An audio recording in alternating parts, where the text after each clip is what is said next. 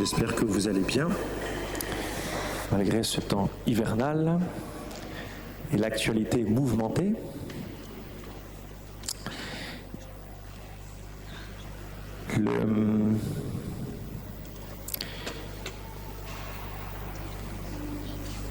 Je commencerai ainsi par vous poser cette question. Nous basculons dans un autre temps, dans une autre façon de prier. C'est ce qu'on appelle le temps de l'Avent. A-V-E-N-T, pas A-V-A-N-T, comme si c'était avant Noël. D'accord ? C'est A-V-E-N-T parce que ça vient du latin adventus, c'est-à-dire celui qui vient, la venue. Voilà. Donc nous entrons dans un temps un peu spécial où nous allons nous mettre en attente. Alors je vous invite, comme tous les dimanches, si vous le pouvez, à prendre des notes. C'est pas pour moi, c'est pour vous. Avec toujours, posez-vous la question. Entrez dans cette messe en vous posant la question, qu'est-ce que le Seigneur a à me dire aujourd'hui ? Qu'est-ce que je vais pouvoir récolter de la parole qui se donne à moi ? Parce que Dieu ce matin veut vous rejoindre. Dieu ce matin a quelque chose à vous donner à vous. Et ce qu'il va vous donner n'est pas ce qu'il va donner à votre voisin. Je vais y revenir, mais pour pouvoir entendre la parole, le cœur, l'ouverture du cœur, l'attention du cœur est essentielle. Donc, qu'attendez-vous ? Là, tout de suite. Qu'est-ce que vous répondriez à cette question ? Qu'attendez-vous ? Fermez les yeux, prenez 20 secondes. Qu'est-ce que vous attendez ?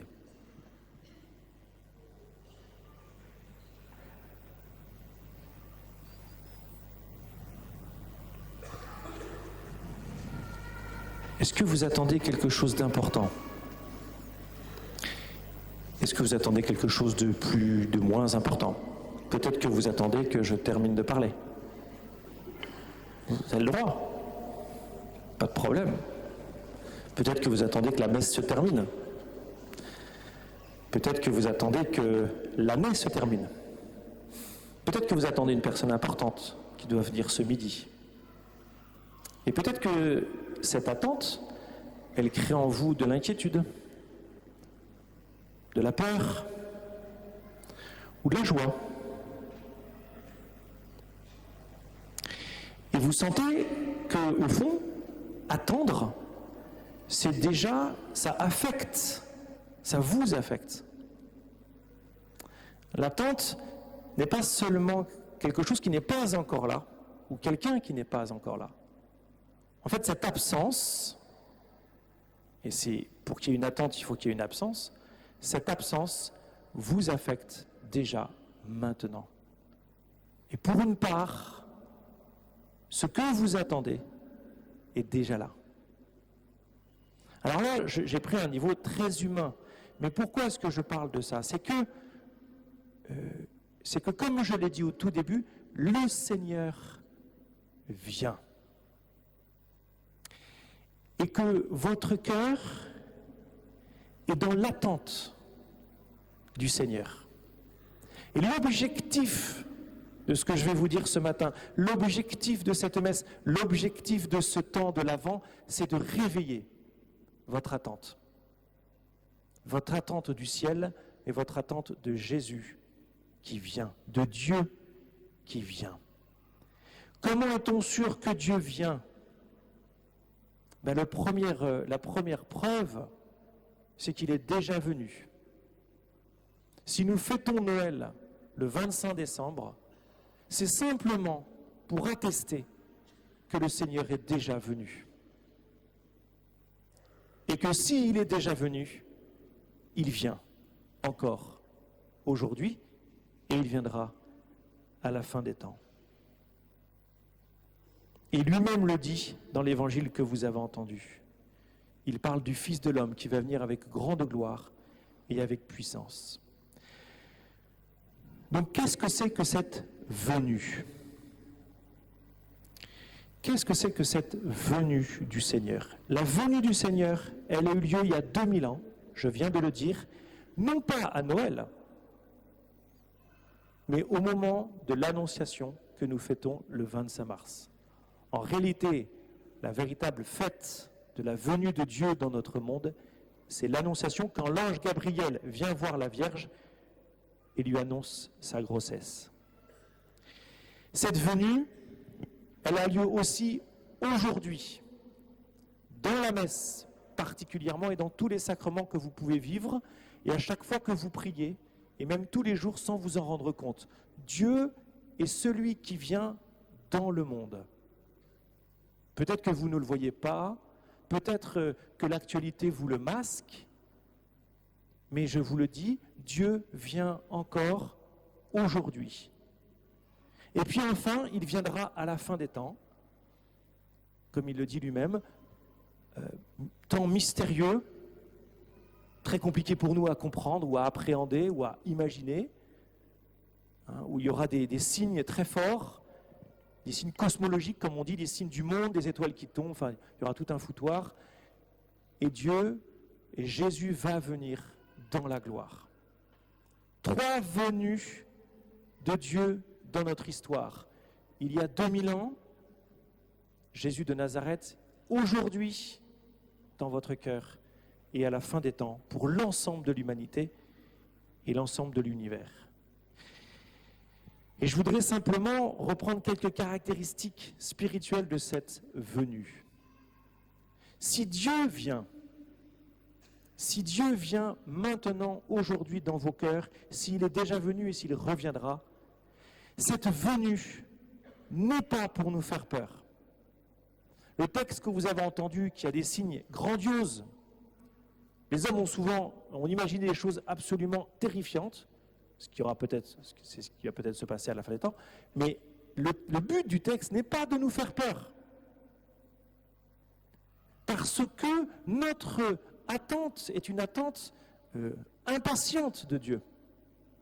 Et le chrétien attend non seulement Dieu pour aujourd'hui, mais Dieu pour la fin des temps. Donc cette attente, elle est joie, parce qu'elle est pour notre bonheur et elle est pour notre salut.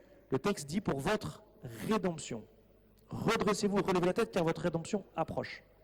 Deuxième point, la venue du Seigneur tourne votre regard vers le ciel, d'où le Seigneur vient, et il vous montre là où vous allez. Il vous montre là où vous irez, c'est-à-dire le ciel. Cette venue, c'est une espérance. Troisième point, cette venue, je l'ai déjà dit, elle est attente. Attente parce que le monde dans lequel nous vivons, dans lequel vous vivez, n'est pas parfait. Il est fait de misère, de malheur, de blessures, de mal, de souffrance.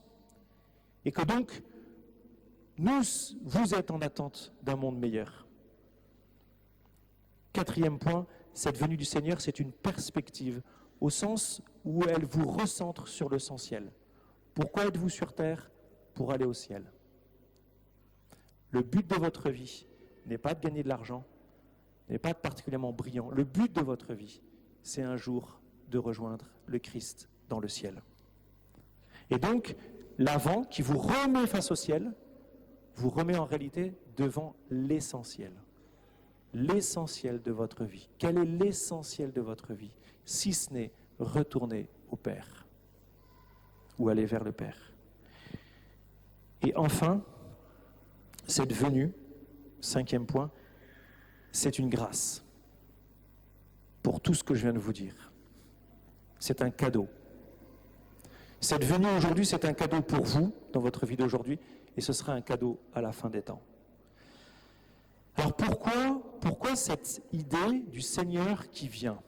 Parce que je pourrais dire, bon, il est là, il est déjà là, très bien. Pourquoi se rappeler, pourquoi faire cet effort liturgique, même psychologique, spirituel, de se dire, Dieu vient ?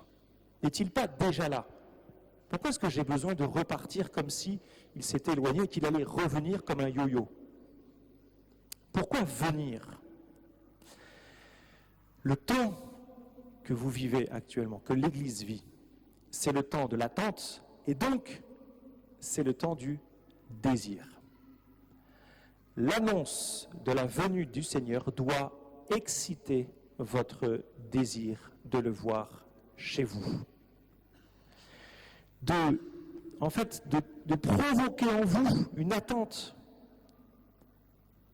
parce que vous êtes assoiffé de Dieu, parce que vous êtes assoiffé du véritable amour, et que le Seigneur veut vous rappeler qu'il veut bien venir, mais il veut bien aussi être accueilli, désiré. Dieu veut être désiré par vous. Le danger, c'est la satiété.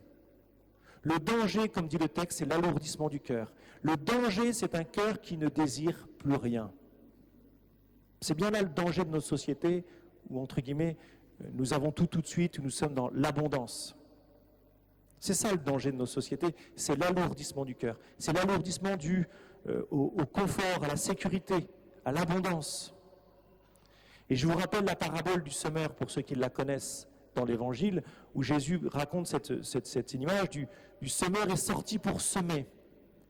Et il dit, il y a 3 cœurs qui ne peuvent pas recevoir la parole de Dieu. Le premier cœur, c'est le cœur qui est dur. Le deuxième cœur, c'est le cœur qui est superficiel. Et le troisième cœur, c'est le cœur qui est inquiet. Et qui en oublie d'attendre la venue de Dieu, qui ne peut pas recevoir Dieu. Vous savez, votre cœur, c'est comme un sol. Dieu est à la fois l'eau qui fait pousser, il est à la fois la semence qui pousse, et il est à la fois le jardinier. Dieu veut travailler votre cœur comme un jardinier. Il l'arrose, il met lui-même la semence, et il triture, il laboure votre cœur pour que cette semence puisse s'enraciner profondément et porter tout son fruit. Comment est-ce que Dieu va labourer votre cœur? D'abord par tous les événements de votre vie, par tout ce qui se passe de votre vie. Ce qui se passe d'heureux comme ce qui se passe de malheureux. À chaque fois, ces événements, entre guillemets, sont une chance parce que Dieu va venir labourer votre cœur. Donc, ai-je encore des désirs? Et est-ce que j'ai encore le désir de recevoir Dieu dans ma vie maintenant? Alors, comment accueillir le Seigneur qui vient? J'ai 3 D. Désir, dérangement, disponibilité. Le désir, je l'ai déjà dit, l'objectif de ce jour, l'objectif de ce temps, c'est de réveiller votre désir du ciel, de Dieu et de la vie spirituelle. Et je vous invite à faire mémoire d'un moment de grâce particulier dans votre vie. Parce que la joie que vous allez peut-être goûter en faisant mémoire de cet événement pourra peut-être vous redonner le désir, ou donner le désir de revivre un tel événement. Ça peut être une retraite que vous avez pu faire. Ça peut être une messe, ça peut être une rencontre, ça peut être une confession. Un moment de grâce où Dieu est venu vous remplir, vous avez senti que Dieu vous avait rempli de sa présence. Avez-vous soif de Dieu? Est-ce que vous sentez le vide qui est dans votre cœur? Sentez-vous ce vide en vous? Si vous le sentez, est-ce que vous voulez crier vers Dieu pour qu'il vienne remplir ce vide qu'il y a en vous? Et si vous êtes dans une situation où vous sentez que vous êtes comblé, gâté par le Seigneur, est-ce que vous en voulez encore plus? Parce que Dieu ne cesse de venir. Le dérangement. Si Dieu vient, il risque de provoquer certains dérangements dans votre vie. Voulez-vous vous laisser déranger par Dieu? Voulez-vous que quelque chose change dans votre vie? Peut-être malheureusement êtes-vous heureux et content avec votre cœur alourdi. Et dans le texte, il vous appelle d'ailleurs à faire attention à votre intégrité morale. Mais est-ce que je veux encore lutter pour me débarrasser de ce péché qui n'est pas si grave, de cette mauvaise habitude, ce petit défaut dont je me suis habitué? Le temps de l'avant, c'est le temps du neuf, remettre les choses à plat. Est-ce que j'accepte que Dieu dérange ma vie? Disponibilité. Êtes-vous disponible dans cette attitude d'attente et de veille? Savoir attendre, c'est savoir être disponible, gratuitement. Voulez-vous prier? Peut-être augmenter votre temps de prière, donner un peu plus de temps pour pouvoir accueillir le Seigneur. Êtes-vous disponible pour accueillir l'autre?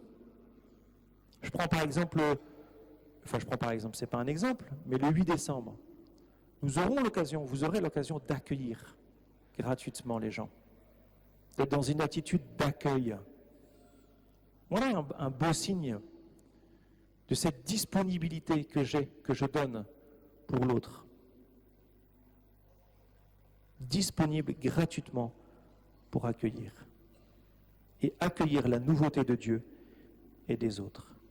Désir, dérangement, disponibilité. Frères et sœurs, Jésus vient pour faire toute chose nouvelle. Jésus vient gratuitement, mais il ne vient pas pour rien. Il ne vient pas sans effet, car il vient, comme dit le texte, avec puissance et grande gloire. Voulez-vous encore de cette puissance dans vos vies et de cette grande gloire? Voulez-vous rayonner de la gloire du Christ? Voulez-vous que l'Église rayonne de la gloire du Christ? Voulez-vous du désir de Dieu, du dérangement et de la disponibilité? Moi, je vous invite pour vivre ce temps d'avant, pour commencer ce temps d'avant, pour ceux d'entre vous qui n'ont jamais vécu une soirée du 8 décembre, de venir, inscrivez-vous, venez vivre ce temps d'accueil. Et pour ceux qui l'ont déjà vécu, inscrivez-vous à une deuxième soirée si vous l'avez. Donnez de votre temps pour pouvoir accueillir toutes les personnes qui rentreront. Façon de se rendre disponible. Acceptez-vous la venue de Jésus? En avez-vous le désir? Peut-être que vous ne ressentez rien. Peut-être que effectivement vous n'avez pas ce désir. Vous n'avez plus ce désir. Eh bien, dites-le avec vos mots. Seigneur, viens. J'ai envie de dire raisonnablement, rationnellement, froidement. Et si vous sentez ce vide en vous, eh bien, criez vers le Seigneur. Viens, Seigneur. Viens, Seigneur. Le temps de l'Avent, c'est ce temps où nous crions vers Dieu. Viens. Seigneur Jésus-Christ, nous t'attendons. Nous t'attendons. Viens réveiller le désir de ta présence dans nos cœurs. Seigneur Jésus-Christ, toi qui veux faire ta demeure en nous, nous voulons ouvrir nos cœurs. Ne regarde pas nos péchés, ne regarde pas nos limites, ne regarde pas nos jugements. Nous t'attendons, Seigneur. Viens faire toutes choses nouvelles dans nos vies, dans nos cœurs, encore aujourd'hui. Amen.